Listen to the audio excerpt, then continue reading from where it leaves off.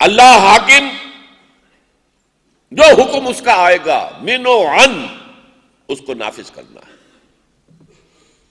جہاں اس کا کوئی حکم نہیں ہے، یہ گویا کہ اللہ نے انسان کو آزادی دی ہے کہ انسان اپنی اجتہادی صلاحیت کو بروئے کار لائے، سوچے، غور کرے اللہ کی منشا سے زیادہ قریب تر بات کیا ہوگی، اللہ نے جو بھی مجھے احکام دیے ہیں ان کے ساتھ زیادہ مناسبت رکھنے والی بات کیا ہوگی، وہ اپنے اجتہاد کو استعمال کرے اور اس پر عمل کرے۔ یہ ہے روح اللہ کی حاکمیت بذریعہ انسان۔ حاکم وہ ہے جو حکم اس کا آیا بلا چون و چرا، بلا کسی کمی اور بیشی کے جو کا تو نافذ کرنا ہوگا۔ ہاں جہاں اس کا کوئی حکم نہیں ہے، یہ گویا کہ دلیل ہے اس کی کہ اس میں اللہ نے آزاد کر دیا ہے۔ سوچو، غور کرو، تمہیں عقل دی ہے، صلاحیت دی ہے، اور غور کرو کہ دین کے مجموعی نظام اللہ کے احکام کے ساتھ مجموعی طور پر متناسب بات کون سی ہوگی، اس کے لیے جد و جہد کرو۔ اسی کا نام اجتہاد ہے۔ اس اجتہاد کے اوپر عمل کرو، اس لیے کہ اللہ تعالیٰ نے گویا کہ اسے تمہارے لیے مباح کر دیا۔ یہی وجہ ہے کہ یہ دو الفاظ اپنے ذہن میں جما لیجئے، امر اللہ اور امرہم۔ اس کی بہترین تعبیر کیا ہے وہ میں آپ کو ایک حدیث نبوی کے حوالے سے بتاؤں گا۔ حضور صلی اللہ علیہ وسلم نے فرمایا، مثل المؤمن کمثل الفرس فی عقیتہ، مومن کی مثال اس گھوڑے کی سی ہے جو ایک کھوٹے سے بندھا ہوا ہے۔ بڑی پیاری حدیث ہے۔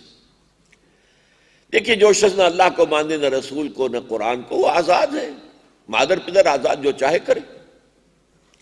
جس نے اللہ کو مانا وہ پابند ہو گیا اللہ کے احکام کا، جس نے رسول کو مانا وہ پابند ہو گیا رسول کے فرامین کا، جس نے قرآن کو مانا وہ پابند ہو گیا قرآن کی شریعت کا۔ پابندی یہ در حقیقت جیسے گھوڑا بندھا ہوا ہے، گھوڑا کھلا ہے، دوڑ رہا، بھاگ رہا ہے، جا رہا ہے، ادھر جائے ادھر جائے، مرضی ہے اس کی، فی کل واد یہیمون، ہر وادی کے اندر سرگرداں ہے، لیکن ایک گھوڑا بندھا ہوا۔ اب ذرا اس کو ایکسٹینڈ کر لیں، اس تمثیل کو جو حضور نے دی ہے، تشبیہ کہہ لیں اسے۔ فرض کیجئے آپ کے پاس ایک بڑا کھلا وسیع میدان موجود ہے، آپ یہ بھی چاہتے ہیں کہ گھوڑے کے ہاتھ پاؤں شل نہ ہو جائیں، کھڑا کھڑا سست نہ پڑ جائے، دوڑے بھاگے جائے۔ آپ 200 گز لمبی رسی سے اسے باندھ دیجئے کھوٹے کے ساتھ، اب 200 گز ریڈیس کا ایک دائرہ وجود میں آ جائے گا، اس میں یہ گھوڑا آزاد ہے، شمال میں جائے، جنوب میں جائے، مشرق میں جائے، مغرب میں جائے، 100 گز پہ جائے، 150 گز پہ جائے، عین 200 گز پہ پہنچ جائے، کھوٹے کے ساتھ لگ کر کھڑا رہے، اس کی آزادی۔ تو یہی سمجھ لیجئے کہ اسلامی ریاست یا خلافت کا جو اصل نظام ہے کہ ایک دائرہ ہے، یہ ہے اللہ کے احکام، اللہ اور اس کے رسول کے احکام، جن کے لیے قرآن مجید کی اصطلاح کیا ہے؟ حدود اللہ۔ تلک حدود اللہ فلا تعتدوها، یہ اللہ کی حدود ہیں، اس سے آگے مت بڑھنا۔ تلک حدود اللہ فلا تقربوها، آگے بڑھنا تو دور کی بات رہی، قریب بھی مت جانا، اس لیے کہ اگر زیادہ قریب چلے گئے تو اس بات کا اندیشہ ہے کہ کہیں بھول کر یا کسی تیزی کے اندر کہیں کراس نہ کر جاؤ، تو keep it a safe distance. فلا تقربوها، تلک حدود اللہ فلا تقربوها، تلک حدود اللہ فلا تعتدوها۔ یہ حدود اللہ ہے، اللہ اور اس کے رسول کے احکام، ان کے اندر جو ہے مباحات کا دائرہ ہے، ہر چیز جائز ہے۔ یہ امرہم ہے، یہ امر اللہ ہے، یہ دائرہ جو ہے امر اللہ ہے، اور یہ امرہم ہے جس کے بارے میں سورہ شورى میں فرمایا گیا وَأَمْرُهُمْ شُورَى بَيْنَهُمْ۔ جو چیزیں مباح ہیں اس دائرے کے اندر اندر ہیں، وہ حرام نہیں ہے، لہذا وہ مباح کے درجے میں ہے، ان میں سے آپ جس چیز کو چننا چاہیں، پسند کرنا چاہیں، باہمی مشورے سے طے کر لیں۔ کہ روح کیا ہے؟ حاکم اللہ، حاکم مطلق، شارع حقیقی اللہ، اگرچہ اس کے ساتھ اضافہ کر لیجئے اس کا نمائندہ اللہ کا رسول، جو بھی رسول وقت کا رسول ہے۔ موسیٰ تھے جب موسیٰ کا وقت تھا، عیسیٰ تھے جب عیسیٰ کا وقت تھا، اب ہمیشہ کے لیے محمد ہے صلی اللہ علیہ وسلم. لیکن یہ نمائندے ہیں، حاکم نہیں ہے، یہ الہ نہیں ہے. الہ اللہ ہے، حاکم وہ ہے. ان الحکم الا للہ، حکومت کا اختیار اللہ کے سوا کسی کو نہیں ہے، حاکمیت اللہ کے سوا کسی اور کے لیے نہیں ہے. سروری زیبا فقط اس ذات بے ہمتا کو ہے، حکمراں ہے ایک وہی، باقی بتانے آج نہیں. لیکن یہ کہ ان کے نمائندے کی حیثیت سے محمد الرسول اللہ صلی اللہ علیہ وسلم. اب ان دونوں کے احکام جو ہے کتاب و سنت جس سے ہم تعبیر کریں گے وہ دائرہ ہے، اس دائرے سے آگے آپ کو نہیں جانا. دائرے کے اندر امرہم ہے، یہ اللہ نے آپ پر چھوڑ دیا ہے. آپ باہمی مشورے سے، میوچول کنسلٹیشن سے، امرہم شورا بینہم، اجتہاد کیجئے اپنی امکانی حد تک، اور پھر جو بھی جس بات پر اجماع ہو جائے یا اکثریت جمع ہو جائے اسے اختیار کریں. اب دیکھیے فارم کیا کہہ رہی ہے تاریخ میں.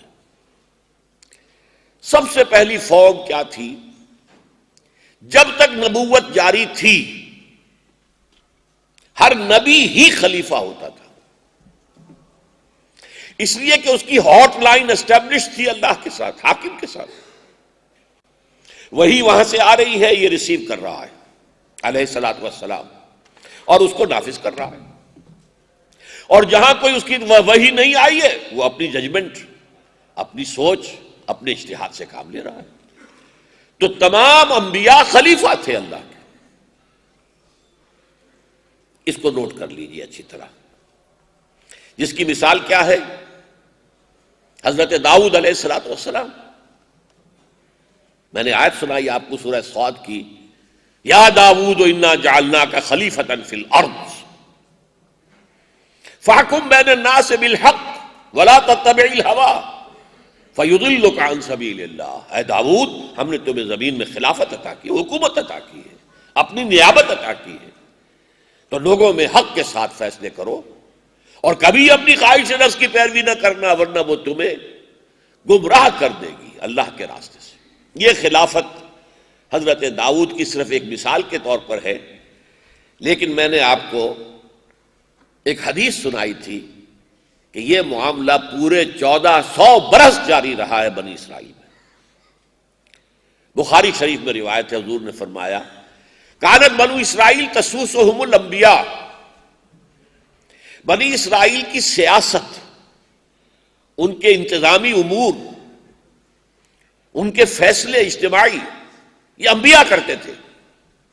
کلما ہلک نبی خلفہ نبی، جیسے ہی ایک نبی فوت ہوا ایک اور نبی اس کی جگہ خلیفہ بن گیا، اس کا خلیفہ ہو گیا. داؤد کا انتقال ہوا علیہ السلام، ان کے بیٹے حضرت سلیمان خلیفہ ہو گئے. یہ نظام، اگرچہ وہاں لفظ بادشاہ بھی استعمال ہم کر لیتے ہیں، وہ بادشاہ نہیں تھے. بادشاہ کا در حقیقت یوں سمجھیے کہ شکل بادشاہت کی تھی، لیکن تھے خلیفہ. اللہ کا جو حکم آئے گا اس کو تو نافذ کریں گے، اور اس کے لیے وہی آ رہی ہے. جہاں اللہ کا حکم نہیں ہے اپنا اجتہاد کریں گے. ہاں، اس اجتہاد میں غلطی کا امکان نبی سے بھی ہو سکتا تھا، لیکن بروقت وہی ہی آ کر متنبع کر دیتی تھی. حضرت داؤد سے کوئی ایسا ہی معاملہ ہونے لگا تھا، ہوا نہیں تھا ابھی. تو آپ کو معلوم ہے قرآن مجید میں کہ اللہ نے کیا شکل اختیار فرمائی کہ جبکہ وہ رات کو اپنے محراب میں عبادت کر رہے تھے، کچھ لوگ جو ہے دیوار پھاند کر اندر آ گئے، وہ ڈرے بھی، تو انہوں نے اپنا ایک مقدمہ پیش کیا. میں تفصیل میں نہیں جانا چاہتا. اس مقدمے کی جو کیفیت سامنے آئی تو فوراً حضرت داؤد علیہ السلام کو تنبؤ ہو گیا کہ یہ تو میرے لیے اللہ نے اصل میں آزمائش کی شکل پیدا کی ہے کہ مجھے متنبع کیا ہے کہ میں غلط کام کرنے جا رہا ہوں، لہذا اصلاح ہو گئی. تو اس اعتبار سے حضرت داؤد خلیفہ تھے، بادشاہ نہیں تھے. اب اس کا تقابل کیجئے، داؤد اور سلیمان کو ایک طرف رکھ لیجئے، فرعون اور نمرود کو دوسری طرف رکھ لیجئے. کہنے کو یہ بھی بادشاہ، یہ بھی بادشاہ، لیکن یہ بادشاہ اللہ کا مطیع، اللہ کے احکام کا نافذ کرنے والا. ہاں، جہاں اللہ کا حکم نہ ہو اپنی بیسٹ ججمنٹ کو استعمال کر کے اس کے مطابق فیصلہ کرنے والا.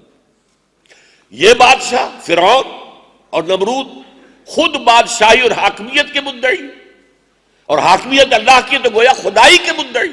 انا ربکم الاعلی، ڈٹ کر اس نے کہہ دیا الیس لی ملک مصر، کیا مصر کی حکومت میری نہیں ہے؟ وہذہ الانہار تجری من تحتی، اور یہ سارا آبپاشی کا نظام میرے کنٹرول میں نہیں ہے، جس کا چاہوں موگا کھول دوں، جس کا چاہوں بند کر دوں۔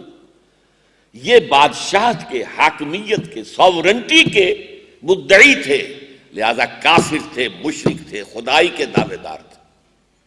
یہی معاملہ نمرود کا تھا۔ اس کا جو محاجہ ہوا ہے، مناظرہ ہوا حضرت ابراہیم کے ساتھ، سورہ بقرہ میں موجود ہے۔ حضرت ابراہیم نے کہا میرا رب وہ ہے جو زندہ رکھتا ہے اور مارتا ہے۔ اس نے بھی کہا ٹھیک ہے، میں بھی کر کے دکھا دیتا ہوں۔ جیل میں سے 2 قیدی بلائے، ایک کی فوراً گردن اڑا دی، دوسرے کو بخش دیا، جاؤ میں نے کر دیا، دیکھو جسے چاہا زندہ رکھا، جسے چاہا میں نے مار دیا۔ اب حضرت ابراہیم نے فرمایا ان ربی یاتی الشمس من المشرق، میرا رب وہ ہے کہ جو مشرق سے سورج کو نکالتا ہے، فاتح بہا من المغرب، اگر تو سچا ہے، خدا ہے، تو مغرب سے نکال کے دکھا، فبہت الذی کفر، تو اب وہ جو ہے مبہوت ہو کر رہ گیا وہ کافر، اس کے پاس کوئی جواب نہیں تھا۔